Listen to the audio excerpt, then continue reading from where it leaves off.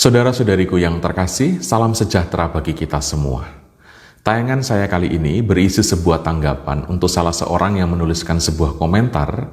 Dia mengatakan bahwa orang yang menjadi mualaf itu sebenarnya sedang menjalankan perintah Yesus, yakni untuk menyembah Tuhan Allah saja, atau hanya kepada Tuhan Allah sajalah manusia seharusnya berbakti.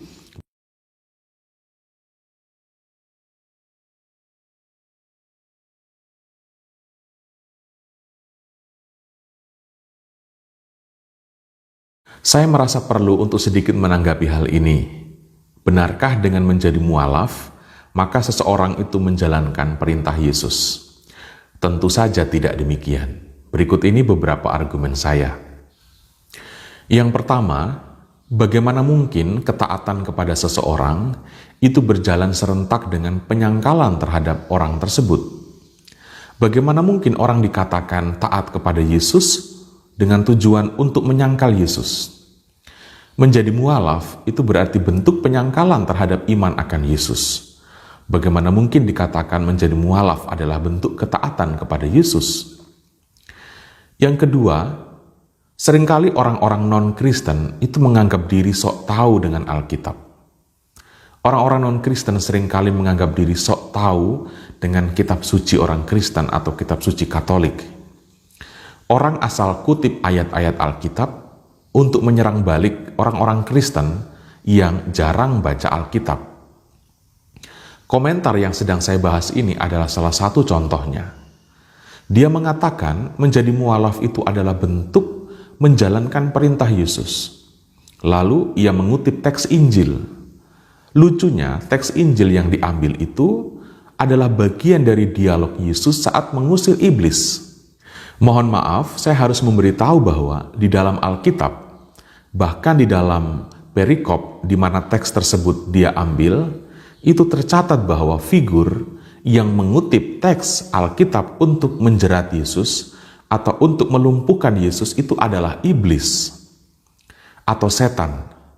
Saya tidak mau mengatakan atau mau menyebut bahwa orang yang suka kutip-kutip teks Injil secara sembarangan untuk pembenaran itu adalah iblis atau setan, tetapi secara jelas bahwa iblislah yang mengutip teks untuk menjebak atau untuk mencobai Yesus.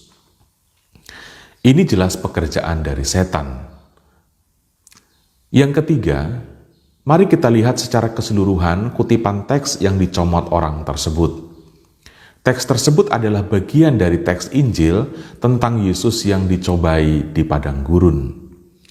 Lihat jawaban-jawaban Yesus terhadap iblis yang mencobai dirinya.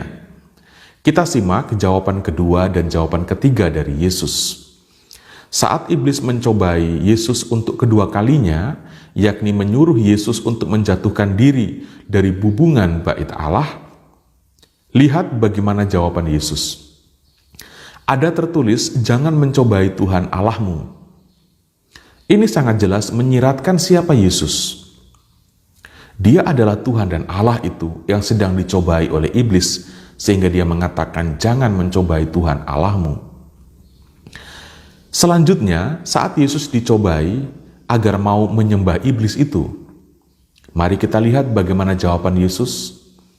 Enyahlah iblis, sebab ada tertulis, engkau harus menyembah Tuhan Allahmu, dan hanya kepada Dia sajalah engkau berbakti. Arah jawaban Yesus sangat jelas. Iblislah yang harus menyembahnya. Karena Dia itulah Tuhan dan Allah. Dan hanya kepada Dia sajalah segala bakti itu diarahkan. Tetapi dikatakan selanjutnya, iblis meninggalkan Yesus. Artinya iblis tidak mau menyembah Yesus. Iblis tahu siapa Yesus, tapi dia menolak untuk menyembahnya.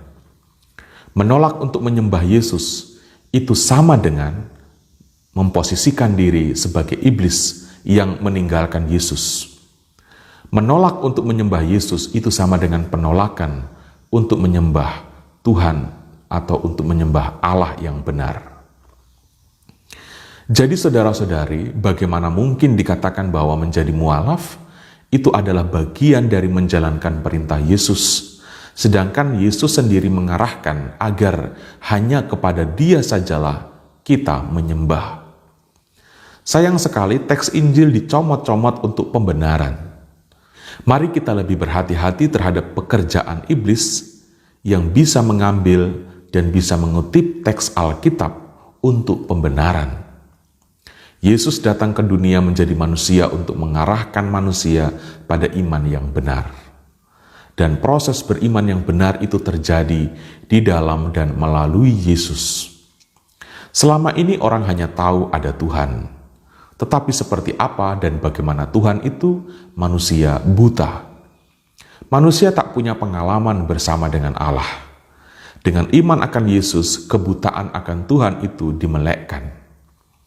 Orang yang beriman pada Yesus memiliki pemahaman, pengenalan yang benar akan Allah. Mengapa demikian? Karena pengenalan akan Allah di dalam kekristenan itu didasarkan pada pengalaman akan Allah. Saudara-saudari, Tuhan memberkati kita semua.